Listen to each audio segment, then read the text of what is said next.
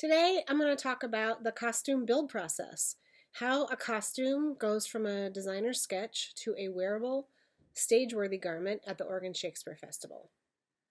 First, let me introduce myself. I'm Marilee Ford Barrera. My pronouns are she, her, hers, and I'm the costume director at Oregon Shakespeare Festival, located in Ashland, Oregon. Ashland, Oregon is located on the land of the Takelma, Confederated Tribes of the Grand Ronde, and the Cow Creek Umpqua Native Indigenous people. I graduated from Cal State Long Beach in California with a BA in theater costume design. After graduation, I worked all over the West Coast at both small and large theaters and opera houses. I worked lots of different overhire positions. I worked in crafts, dye, I stitched, I designed, and I design assisted. Doing all this was not enough to make a living, so I supported myself by also working as a barista at Starbucks. Working as a barista gave me my much-needed health insurance. After exhausting myself by working so much in so many jobs and not sleeping enough, I accepted a job as a staff design assistant at South Coast Repertory Theater in Southern California. I never imagined I'd be happy as a design assistant, honestly, as I always thought of myself as a designer. But I found the role fulfilled my need for art and design, so I settled in and I stayed there for 3 years. We did 12 shows a season, opening one show about every 6 weeks. So I worked a lot. I still worked a lot. I got the opportunity to work with and learn from many well-established Southern California costume designers. I took this time at South Coast Rep to learn as much as I could about design, fittings, fabric shopping, pulling, purchasing, plus supporting the shop and supporting the actors. In 2008, my husband and I moved to Ashland, Oregon to work at the Oregon Shakespeare Festival, where he was the OSF charge artist. There was not an open design assistant position at that time, so I stitched for the first season. When one of the 4 design assistant position opened up in the shop, I was promoted. As design assistant at OSF, I continued to grow my craft. I worked on my organization and my communication skills. I developed systems for efficiency and updated old costume processes that were outdated. I also embraced OSF's value system of equity, diversity, and inclusion. I learned from my OSF mentors how to be more inclusive in the fitting room and how important it is to understand the differences between people and how to celebrate those differences. I helped lead the costume shop in making changes that began to make the department a more equitable place. After 6 years, the costume director decided to retire. With encouragement from OSF leadership, I applied for the position and was promoted to costume director. It was a big step, as OSF Costumes is a huge department, but I have settled into the role. Many costume directors have a master's degree, but I do not. I have a BA, and I developed skills through all the jobs I have held in costumes over the years. In costume, advanced degrees, on-the-job learning, apprenticeships, and training are all extremely valuable. Oregon Shakespeare Festival, or OSF, is a huge Tony Award-winning regional theater in a very small town in Oregon, population 20,000. OSF employs about 600 people, including actors. OSF has 3 different theaters where we produce 11 shows in repertory every season. Plays run consecutively, so it's possible to see 5 different shows over one weekend. The season runs for 9 months out of the year. People come from all over the West Coast and even the United States to spend a week in small town Ashland, Oregon at the Oregon Shakespeare Festival. The draw may be OSF, but tourists stay for the thriving restaurant industry, the vineyards, the wineries, and the whitewater rafting. I have done whitewater rafting once, and I'm good. I do not need to do that again. Let's talk about the costume shop structure at OSF. Every costume shop has a slightly different structure and a different size. I'll be talking specifically about OSF systems today. The OSF costume department is almost 50 people, with multiple employees in most positions. The employees are part of the technical side of theater. They are the people who make the designer's sketches come to life. I call them the doers, as opposed to the designers. This is an organizational chart which represents each position in the department. The 6 craft and dye artisans work out of the craft and dye rooms.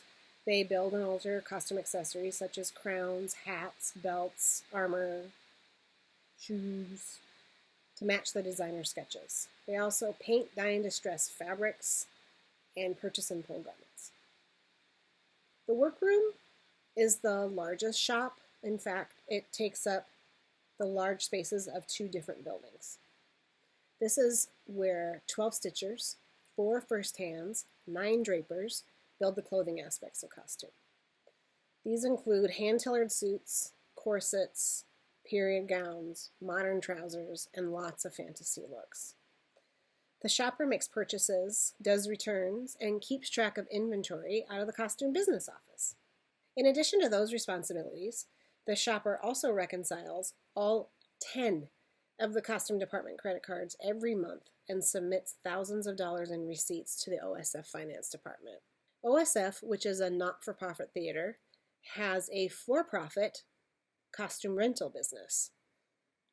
That is also part of the costume department. This is where 2 rental associates rent OSF costume stock to other theaters, movie productions, and television series. They also keep the stock organized and well-maintained so design assistants can pull for fittings and wardrobe can pull for understudies. The costume department has 4 costume managers, and they help me lead each branch of the department. There's an associate costume director, who is the manager of the crafts and dye supervisor and the workroom supervisor, and the costume business manager who runs both the business office and the rentals business. We also employ many overhire temporary employees every season.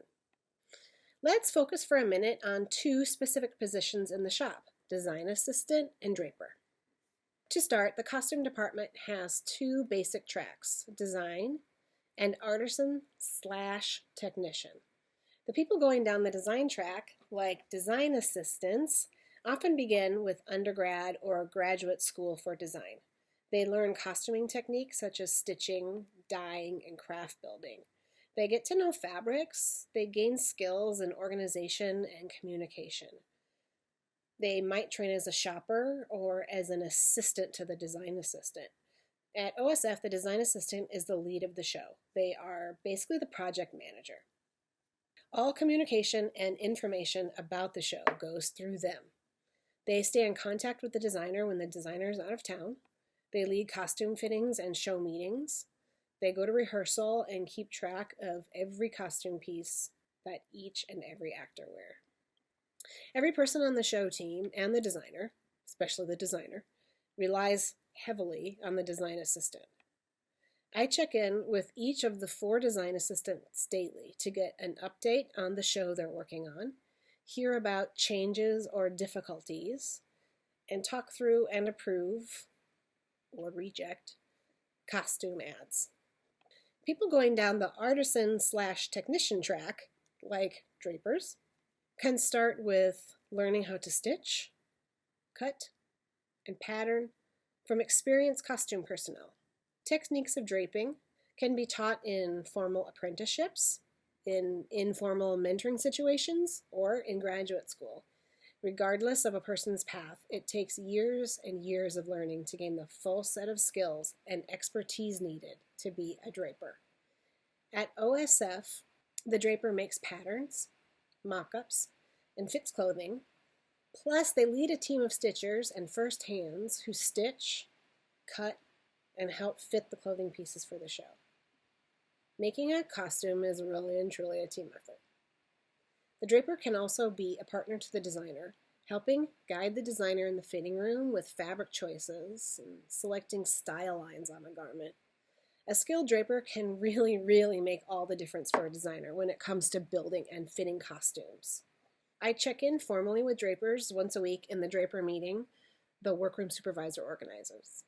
But I also check in informally with the drapers on my daily pop around to their work tables. That helps me get updates on projects, team dynamics, and fittings. The workload in the OSF costume shop is no joke. It is intense, very intense. Let's break it down a little. OSF works in repertory. So basically, our entire season runs concurrently, as opposed to other theaters whose shows run consecutively.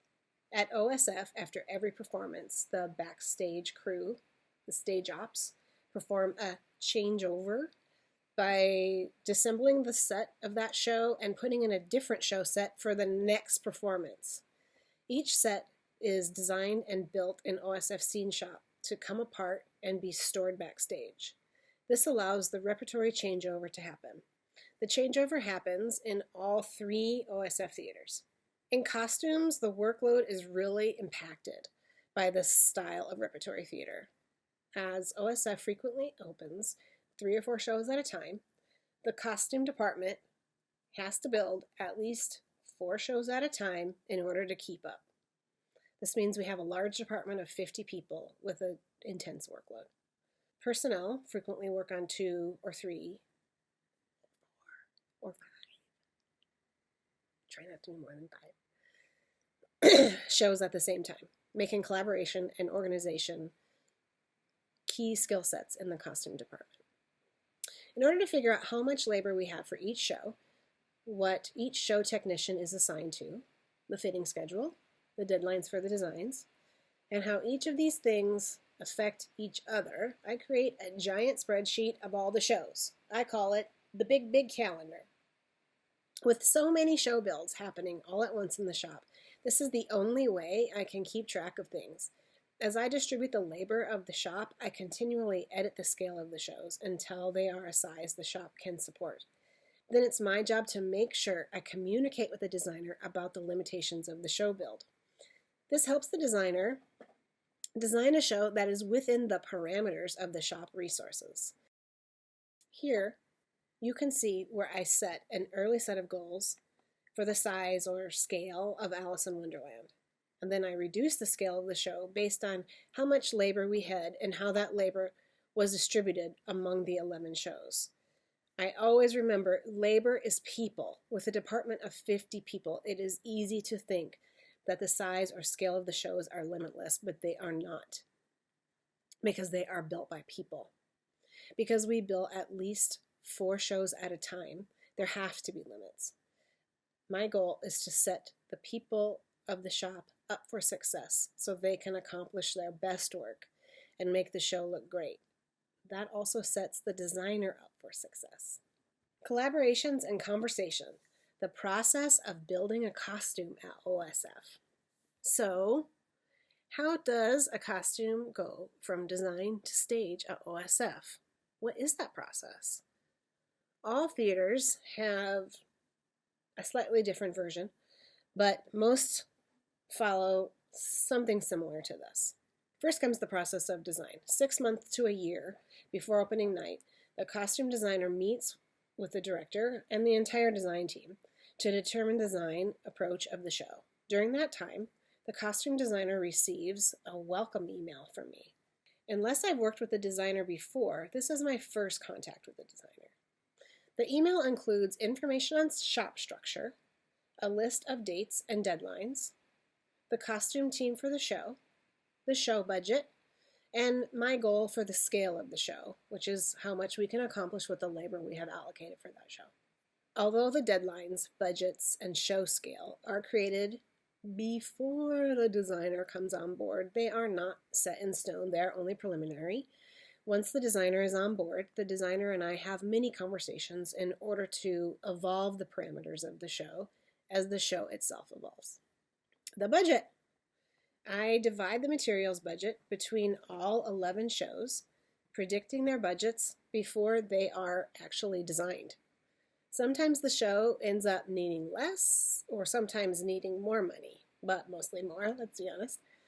In the process of the build, if the designer or design assistant discover that the show needs more than I budgeted, we all sit around and have a conversation about the needs, how significant they are to the show, and how the shop can accomplish it in the most economical way. Sometimes I can shift the budget from a show that has underspent to a show that might need more money. Sometimes I just can't find the budget, and the designer has to redesign the costume. The design assistant and shopper document every single purchase and every single return and the individual show budget. This allows us to keep up to date on how much budget is remaining for the show and informs the conversation with designers about costume ads. The labor budget is calculated totally separately and is not included in the materials budget. In some theaters, the show budget includes both labor and materials. At OSF, I often need to shift personnel around to better support a show and the people building the show. That is all part of the negotiation process with the designer. We discuss how important the build is to the show, brainstorm ways we could accomplish the same effect with a more efficient process, like pulling or buying instead of building, or simplifying one costume in order to make room for more labor on another costume. We call that the shell game. Back to this slide from Alice in Wonderland, the section of the Big Big Calendar. Designer Helen Huang designed the most wonderful, magical costumes for the show. As Helen and I were working through the design process, I realized we did not have enough labor in the shop to realize all of her labor-intensive designs. Helen and I worked together to figure out which designs to keep, which to simplify, and which to cut. We were able to reduce the overall scale of the show, and so we could focus on the most important and impactful designs. We pulled garments from stock so the shop could alter instead of build. Helen redesigned an entire section of the show that allowed for more purchase looks instead of built looks, and we cut or combined characters to reduce the overall size of the show. Deadlines for the shows are also set before the designer comes on board. Some of these dates are flexible and some are not. Because the designers are often very busy working multiple jobs, I try to be as flexible as I possibly can when a designer requests to move dates. However, the schedule is complicated and sometimes limiting because we build so many shows at once. This close-up section of the Big Big Calendar shows how the show build schedule intersects. Many fittings happen simultaneously. When a designer requests to move a deadline or a fitting week, there are sometimes just no weeks available. Deciding what is built, pulled, and purchased is another evolving conversation with both the designer and the OSF show team members. To begin, I make a piece list. I break down all the costume pieces in the designer's renderings into categories: build, pull, purchase. Using the scale goals we have established, the designer and I talk priorities, and we rearrange categories or even redesign in order to make sure the designer's intentions are realized and the shop has a manageable labor load. Back again to Alice in Wonderland, the collaboration between Helen and myself took months. Helen and I were constantly brainstorming about how she could redesign to use more pulled and purchased items to reduce the labor load, and how I could reorganize the shop labor in order to best support the show. With every redesign, Helen checked in with the director to ensure the director was on board with all these design changes. This early part of the design and build process also includes conversations between the designer and me on identity representation, both in renderings and in research. Costume sketches and research must reflect the humanity of the actor playing the role. Factors of someone's identity can include ability or disability, gender, race or ethnicity, skin tone, hair texture, body shape and size. If the renderings do not reflect the actor's humanity, I ask the designer to redo them. This is an important part of the process as it helps set up mutual respect in the fitting room. It can also help the designer think about the effect the costume design has on the actor wearing the design. The idea of thinking about the identity of the actor is new to some designers. After the designer and I have finished our talks, we are finally ready to introduce the show to the team of artisans/technicians who will build it. We have several big design meetings where the designer and I talk with the costume team member. We talk the costume team members through the show. Team members receive a design note schedule like this one, so they know where to be and when. To prepare for the meetings, the costume team, which includes a design assistant, drapers, first-hand, stitchers, craft artisans, dyer, and wig makers, receive and review show packets that include renderings and research like these from Alice in Wonderland.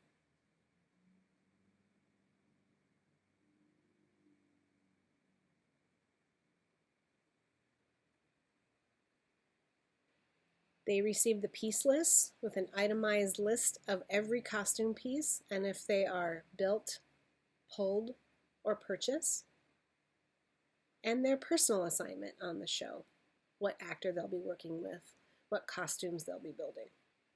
As the design assistant learns the show, I hand off the responsibility of point person to them. It is at this point they become the lead of the show.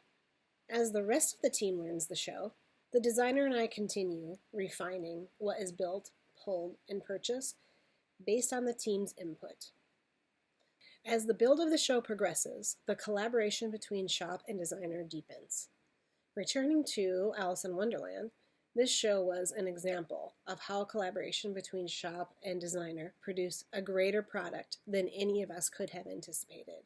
Designer Helen Wong asked for the shop's opinion on fabric choices, craft techniques, in the fitting room. She also knew the names of each team member and honored the skill they brought to the process. So what happens when it's not so good? When the conversation with the designer are not working out?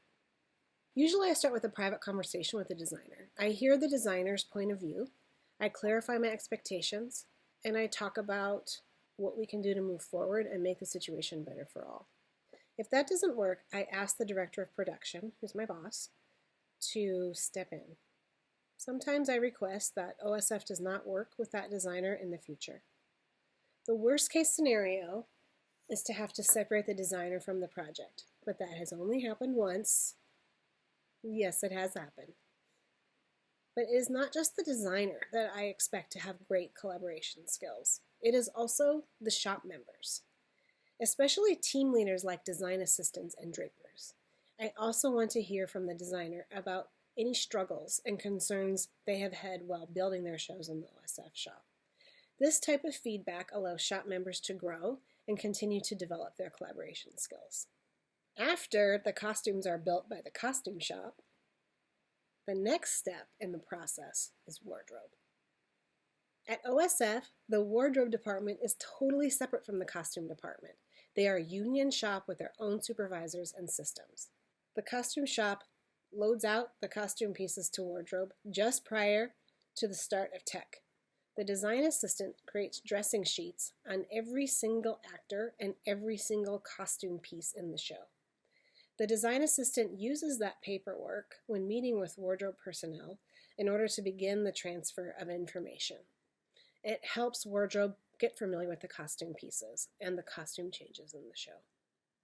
Next, wardrobe personnel create a quick change plot and decide where backstage every change in the show will happen. At tech rehearsal, which is the first time the actors are in their costumes, wardrobe personnel collaborate with the actors about costume changes. Actors wear their costumes beginning with tech rehearsal at OSF. During this process, designers and design assistants sit in the audience, take notes, and make adjustments to costumes. After several days of tech, we move to dress rehearsal. We add the audience at previews. Throughout this process, the designer and assistant send notes to the costume shop about what costumes need changes, or alterations, or repairs, or refits. The designers also communicate with wardrobe about quick changes and other backstage things. This is a stressful and exhausting process. People at this point are really tired. They're sometimes frustrated. Last-minute adds or changes can make tensions flare. Building solid relationships with team members over the course of the build can help ease the tension at this point. These relationships become something people really rely on in stressful times like tech. Additionally, tech and dress rehearsal can be a very slow and tedious process at OSF. It takes tons of patience from designer and technicians alike. OSF techs in rep, meaning we tech a different show each day. Some days the designer a show is working on is not in the theater. This style of tech allows us to open up 4 shows in one weekend, but it is another piece of the puzzle that can add frustration to this part of the process. Also, in OSF's outdoor theater, the Elizabethan, the weather is a big factor. Tech nights are often cold and rainy or snowy. I have lots of talks with designers about the weather and how to dress for it, as everyone has to be prepared for cold nights. This even means that actors on stage will be seen in winter coats worn directly over the top of their costumes. Wardrobe has a stock of long underwear that also helps cold actors on these tech nights. And finally, after the 7-month design process, 3-month build process, the slog of tech, dress rehearsals, and previews, it's opening. Wardrobe takes over laundry and dry cleaning. They do the repairs and the understudy costumes. The costume department has already moved on to building the next set of shows, but stops for a minute to congratulate the designer and remember how far we all have come. Thank you for joining me on our journey into the costume build process at OSF. Have a great day and make some great theater.